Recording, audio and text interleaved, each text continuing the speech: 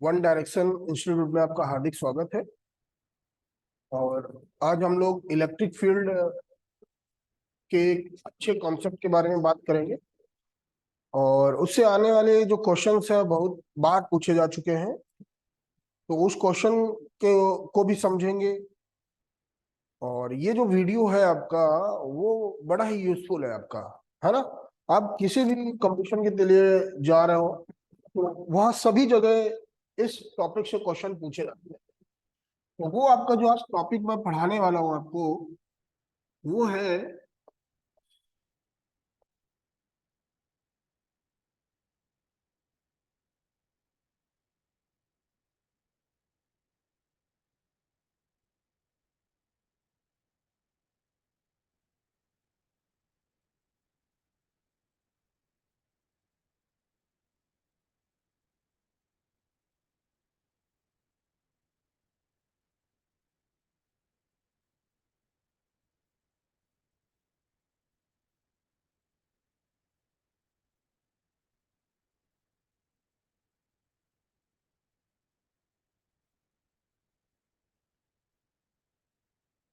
ये आपकी एक सर्कुलर रिंग है। आपकी एक सर्कुलर रिंग है और उस रिंग के कारण आपको उसकी एक्सिस पर इलेक्ट्रिक फील्ड कैलकुलेट करना है। तो देखिए, ये आपका एक रिंग बनाया हम लोगों ने। ये आपका रिंग हो गया और इस पर आपने क्यू चार्ज दिया है। कितना चार्ज दिया है? क्यू चार्ज दिया है। और ये जो चार्ज है,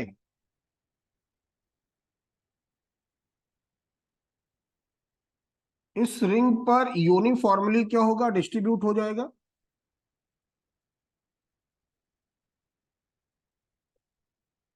ये यूनिफॉर्मली डिस्ट्रीब्यूट हो जाएगा।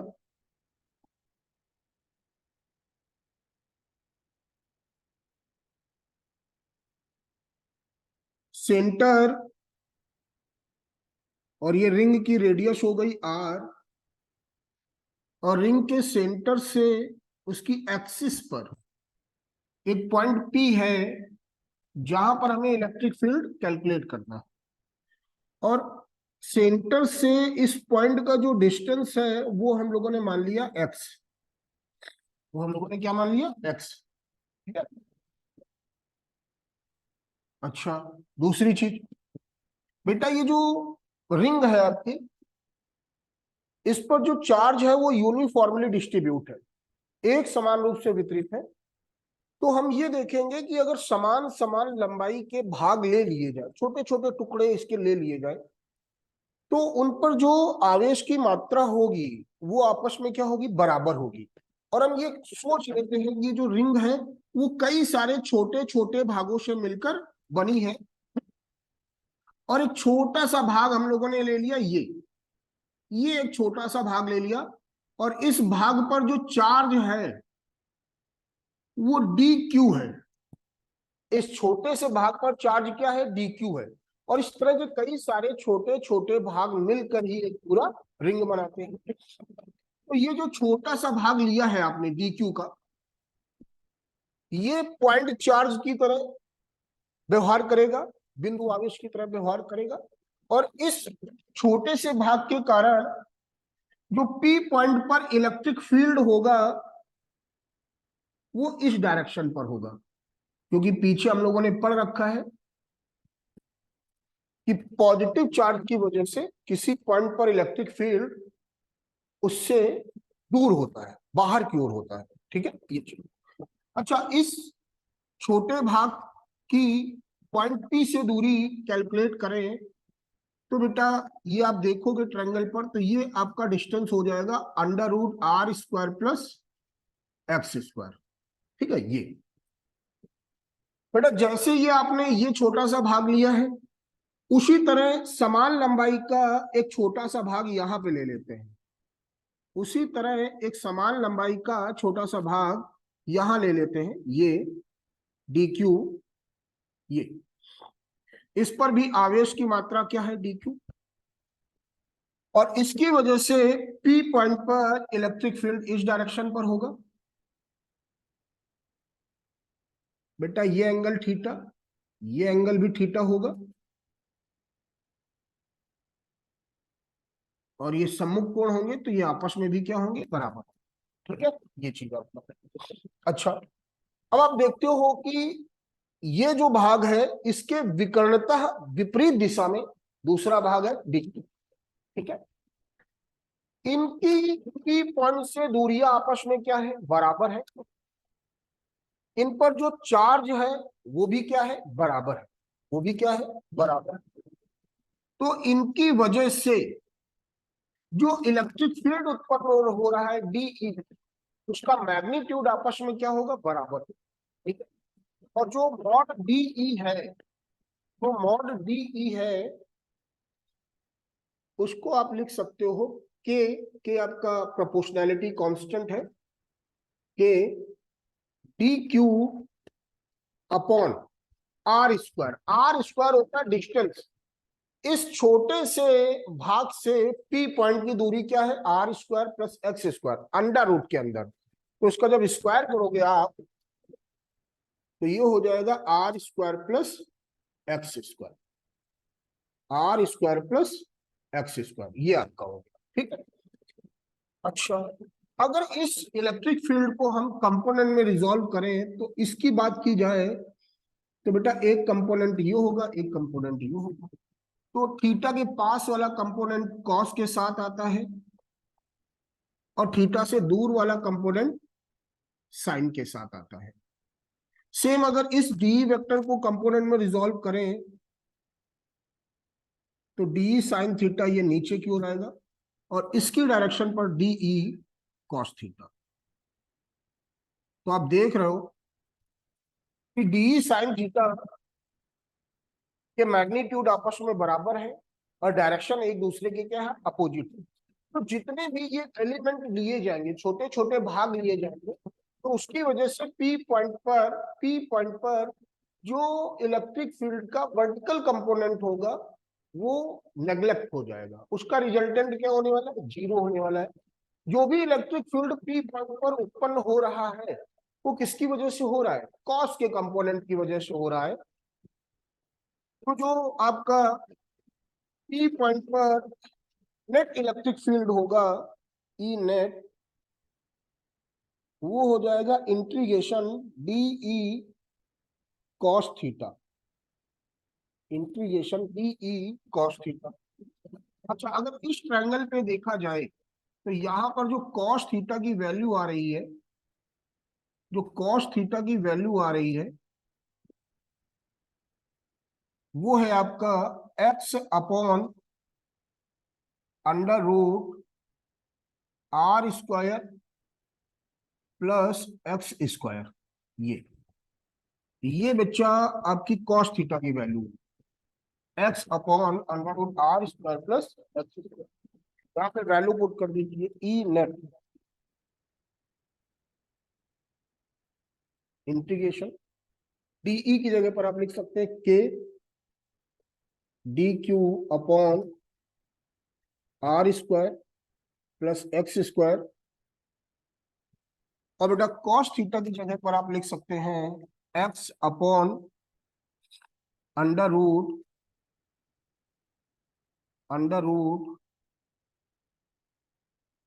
R square plus x square, are square plus x square. तो ई नेट बराबर बेटा के एक्स अपॉन, अगर इधर देखेंगे तो इसकी पावर 1 है और इसकी पावर 1/2, तो ये आपका r square plus x square की होल पावर 3/2 होगा और इंटीग्रेशन डी क्यू हो जाएगा। इंटीग्रेशन क्या हो जाएगा, डी क्यू हो जाएगा। तो आप देखिएगा अगर ये कई सारे जो जितने भी छोटे छोटे एलिमेंट हैं, जो छोटे छोटे भाग हैं, अगर उन सबको जोड़ा जाए तो आपके पास क्या होगा, कैपिटल क्यू होगा कि नहीं होगा। तो इस तरह इंटीग्रेशन डी क्यू को हम क्या लिख सकते हैं, कैपिटल क्यू लिख सकते हैं। तो जो ई नेट आने वाला है वो आएगा k q x upon are square plus x square की होल पावर 3/2। ये फार्मूला आपको याद होना चाहिए। अगर कोई भी यूनिफॉर्मली चार्ज रिंग है, वो पॉजिटिव हो या निगेटिव हो, उसकी एक्सिस पर अक्ष पर कहीं भी पॉइंट ले सकते हो। अगर पॉइंट की पोजीशन चेंज हो रही तो वैल्यू ऑफ एक्स चेंज होगा। जो आपका इलेक्ट्रिक फील्ड है वो है q k x upon are square plus x square की होल पावर 3/2। तो इस पर आपसे क्वेश्चन पूछे जाते हैं न्यूमेरिकल टाइप में, तो आपको अगर ये फार्मूला याद है तो ये आप आसानी से आप कर सकते हैं। और भी बहुत सारी चीजें हैं। तो अभी तो हमें इसका जो रिजल्ट आ रहा है उसको याद रखना कि इस रिजल्ट पर जो अगर न्यूमेरिकल बनता है उसकी बात करेंगे। हाँ, अगर इसको नेगेटिव चार्ज दिया जाएगा तो फार्मूला यही रहने वाला है, बस डायरेक्शन चेंज हो जाएगी। क्या चेंज हो जाएगी? डायरेक्शन चेंज हो जाएगी। ठीक है, अभी आप देख रहे हो डीई कॉस थीटा इधर जा रहा है, अगर नेगेटिव चार्ज होता तो डीई कॉस थीटा इधर होता। बाकी मैग्नीट्यूड के लिए जो फार्मूला लगेगा वो सेम लगेगा। ठीक है, चलिए अब इस पे हम ये देखते हैं कि कहां पर इलेक्ट्रिक फील्ड मिनिमम होगा, कहां पर जीरो होगा, कहां पर मैक्सिमम होगा। तो हम लोगों ने जो फार्मूला पढ़ा वो आपका था k q x upon are square plus x square की होल पावर 3/2 की होल पावर 3/2। ओके, ये फार्मूला था।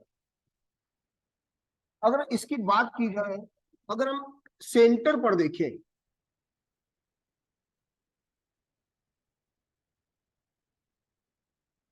तो बेटा सेंटर के लिए एक्स की वैल्यू क्या होगी? जीरो होगी। अगर जो पी पॉइंट है अगर वो रिंग के सेंटर पर आ गया तो एक्स की वैल्यू क्या हो जाएगी? जीरो हो जाएगी। और जब इस वैल्यू को फॉर्मूले पे रखेंगे तो आपका जो ई आएगा वो क्या आएगा? जीरो आएगा। तो एक बात ये भी क्लियर हो गई कि जो रिंग है, चार्ज रिंग है, उसके सेंटर पर आपका इलेक्ट्रिक फील्ड क्या होता है? जीरो होता है। दूसरी बात अगर ये देखी जाए कि एक्स की वैल्यू इंफिनिटी ले ली जाए, मतलब एक्स की वैल्यू बहुत ज्यादा है, ठीक है, तो अगर इंफिनिटी होगा तो यहाँ पे पूरा का पूरा डिनोमिनेटर इंफिनिटी पे कन्वर्ट हो जाएगा। और जब हम किसी भी वैल्यू को इंफिनिटी से डिवाइड करते हैं तो आपका जो रिजल्ट आता है वो जीरो आता है। तो अगर एक्स इंफिनिटी है तब भी आपका ई क्या हो जाएगा? जीरो हो जाएगा। तो बेटा एक्स बराबर जीरो पर भी ई जीरो है, एक्स बराबर इंफिनिटी पर भी ई क्या है? जीरो है। ठीक है, अगर हम ये मान लें कि जो एक्स की वैल्यू है वो आर से अधिक है, x is greater than r, x is greater than r, तो बेटा एक्स स्क्वायर जो होगा वो आर स्क्वायर से और भी अधिक होगा। फिजिक्स में जो चीजें बहुत ही छोटी होती हैं और वो प्लस और माइनस के साथ लिखी होती हैं, तो बहुत ही छोटी वैल्यू को हम आसानी से क्या कर सकते हैं? नेगलेक्ट मान सकते हैं और उसको अपने फार्मूले से हटा सकते हैं।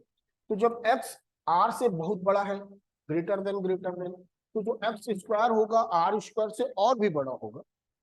तो यहां से आर स्क्वायर का टर्म आप क्या कर सकते हो? रिमूव कर सकते हो, क्योंकि प्लस के साथ।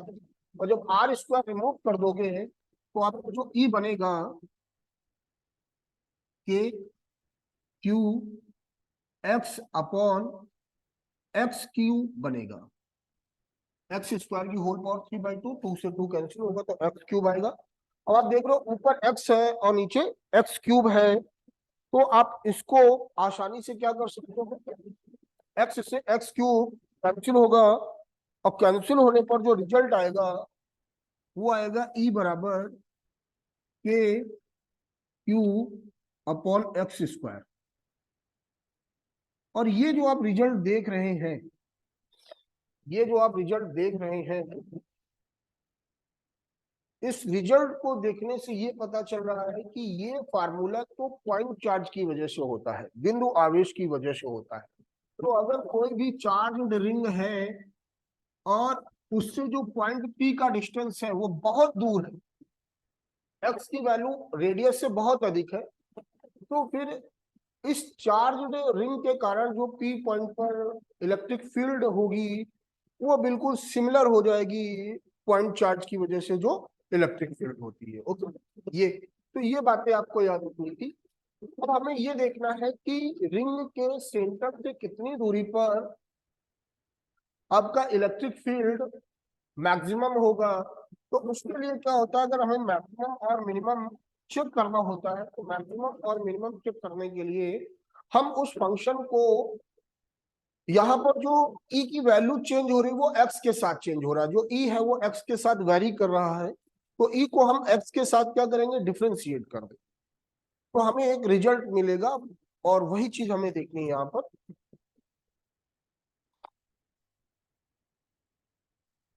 और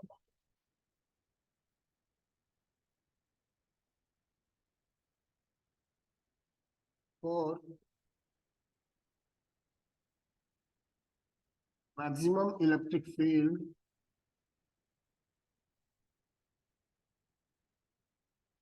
और मैक्सिमम इलेक्ट्रिक फील्ड, बेटा ई बराबर आपने पढ़ा कि q x upon are square plus x square की होल पावर 3/2। अब ई मैक्स के लिए अपने को d E upon d x करना होगा। तो बेटा जब d E upon d x करेंगे तो k q as a constant बाहर आएगा, d upon d x x upon are square plus x square की होल पावर 3/2, ये बनेगा। D E upon d x बराबर के क्यू, बच्चा ये फ्रैक्शन है, भिन्न है, तो जब इसका अपन लोग डिफरेंशिएशन करते हैं तो जो हर होता है डिनोमिनेटर उसका स्क्वायर कर दिया जाता है। जब आप स्क्वायर करोगे तो पावर से बाई 2 हट जाएगा, तो ये आ जाएगा पावर 3। फिर यहां पर जो हर होगा उसको वैसे ही लिख देते हैं, इनटू जो न्यूमरेटर होता है, अंश होता है, उसको डिफरेंशिएट करते हैं, माइनस ये आपका न्यूमरेटर हो जाएगा अंश, इनटू अब यहाँ पे जो डिनोमिनेटर होता है हर, उसको लिखते हैं।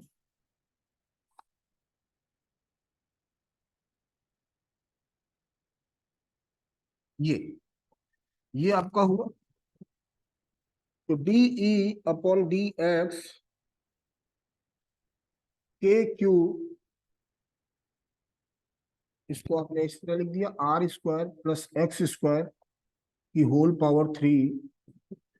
बेटा ये ऊपर ऐसे ही लिखा रहेगा, r square plus x square की होल पावर 3/2। अब बेटा एक्स का जो डिफरेंशिएशन है वो 1 हो गया, माइनस एक्स, अगर इसको करेंगे तो 3/2 पावर में बाहर आएगा, r square plus x square की होल पावर, -1 कर दोगे तो ये 1/2 बनेगा। और इसका एक बार फिर करेंगे तो आर स्क्वायर, तो आर तो चेंज होना नहीं है, तो आर एक तरह से कांस्टेंट है, तो उसके लिए उसका जो डिफरेंशिएशन होगा वो 0 हो जाएगा, और एक्स स्क्वायर का क्या होगा, 2x होगा। बेटा ये दो और ये दो आपस में क्या हो गया, कैंसिल हो गया, ये x इंटू एक्स क्या हो गया, एक्स स्क्वायर हो गया। अच्छा, मैक्सिमा और मिनिमा के लिए अपन लोग, मैक्सिमा के लिए यहाँ पर डीई अपॉन डी एक्स बराबर किसके कर देंगे, 0 के बराबर कर देंगे। और जब 0 के बराबर करोगे तो ये जो r square plus x square की होल पावर 3 है, ये वाला क्रॉस मल्टीप्लीकेशन पे जाके क्या हो जाएगा, 0 हो जाएगा। जो आपका न्यूमरेटर बचेगा, are square plus x square की whole power 3/2 minus 3x square are square plus x square की होल पावर 1/2 बराबर क्या हो जाएगा, 0 हो जाएगा। ठीक, क्योंकि k इंटू क्यू का भी 0 में डिवाइड करोगे तब भी वो 0 आ जाना है, तो ये आपका रिमेनिंग पार्ट बचा। अब इसमें से हम लोग क्या कर सकते हैं कि r square plus x square की होल पावर 1/2 कॉमन ले लिया, तो ये बचेगा are square plus x square, और ये इधर बचेगा -3x स्क्वायर। बराबर क्या हो गया, जीरो। बेटा ये जब जीरो से जीरो के नीचे लगेगा तो ये वैल्यू जीरो आ जाने वाली है। तो सिर्फ ये जो बॉक्स के अंदर लिखा हुआ है, ब्रैकेट के अंदर है, वो आपका बचा। देखो कितना लास्ट में छोटा पार्ट बन गया ये। अब देखो x square minus three x square लिखा है, तो ये आपका हो जाएगा माइनस टू एक्स स्क्वायर बराबर जीरो। तो यहां से आप देखेंगे एक्स बराबर आएगा plus minus r upon root two, plus minus r upon root two. मतलब कहने का कि सेंटर से आर अपॉन रूट टू दूरी पर जो आपका इलेक्ट्रिक फील्ड होगा वो मैक्सिमम होगा। इलेक्ट्रिक फील्ड क्या होगा, मैक्सिमम होगा। तो ये वाली चीज आपको याद रखना है कि अगर कोई भी चार्ज जो सर्कुलर रिंग है तो उसके सेंटर से कितनी डिस्टेंस पर, उसके सेंटर से कितनी डिस्टेंस पर आपका इलेक्ट्रिक फील्ड मैक्सिमम होगा। तो बेटा मैक्सिमम इलेक्ट्रिक फील्ड होगा R upon root two distance पर, R upon root two distance पर। अगर रेडियस गिवन है तो आप वैल्यू पुट करेंगे और आपका आंसर दिखाई दे रहा होगा जहां पे आपका इलेक्ट्रिक फील्ड मैक्सिमम है। आपसे यह भी पूछ सकता है कि मैक्सिमम इलेक्ट्रिक फील्ड कितना होता है, मैक्सिमम इलेक्ट्रिक फील्ड कितना होता है। तो उसके लिए हमें आगे चलना होगा और इस स्क्रीन को हटाना पड़ेगा। तो हमें बस यहां से ये याद रखना है कि x बराबर plus minus r upon root two distance पर इलेक्ट्रिक फील्ड क्या होगा, मैक्सिमम होगा। अब मैक्सिमम इलेक्ट्रिक फील्ड कितना होगा उसके लिए हम लोग आगे चल रहे हैं। आपने शुरुआत में फॉर्मूला पढ़ा था E बराबर k q x upon are square plus x square की होल पावर 3/2, की होल पावर 3/2। ये आपने फार्मूला पढ़ा था। अब x बराबर plus minus r upon root two पर जो E होगा वो मैक्सिमम होता है, तो हमें E मैक्स निकालना है कि अधिकतम इलेक्ट्रिक फील्ड होगा कितना। तो इस फार्मूले पे जहां जहां में x दिखाई दे रहा है वहां पर हम वैल्यू क्या पुट कर सकते हैं, आर अपॉन रूट टू। जब वैल्यू पुट करेंगे k q are upon root two upon are square plus r square by two होगा कि होल पावर 3/2, कि whole power 3/2। E max k q are upon root two, और ये बच्चा हो जाएगा 3r² बाई 2 की होल पावर 3/2। जो आप इसको कैलकुलेट करोगे ई मैक्स,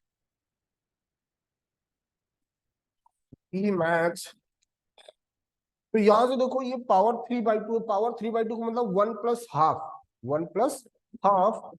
जैसे आपका अगर 2 की पावर 3/2 लिखा हुआ है तो आप इसको लिख सकते हो 2 की पावर 1 इंटू 2 की पावर 1/2। और 2 की पावर 1/2 को क्या लिख सकते हैं, रूट टू लिख सकते हैं। सेम काम करना है यहाँ पर, k q are upon root two upon 3r²बाई 2। ये एक ब्रैकेट में आ गया, पावर तो 1 रहेगी रहेगी, और दूसरे ब्रैकेट में आया 3r²बाई 2 की होल पावर 1/2। तो बेटा इसका स्क्वायर रूट करना पड़ेगा। तो जहां यहां पर ई मैक्स आएगा k q are upon root two upon 3r²बाई 2 इंटू √3। ये हो गया r और ये हो गया √2। तो बेटा देखो √2 से √2 क्या हो गया, कैंसिल हो गया। इस r से r क्या हो गया, कैंसिल हो गया। ये दो ऊपर चला जाएगा तो ई मैक्स हो जाएगा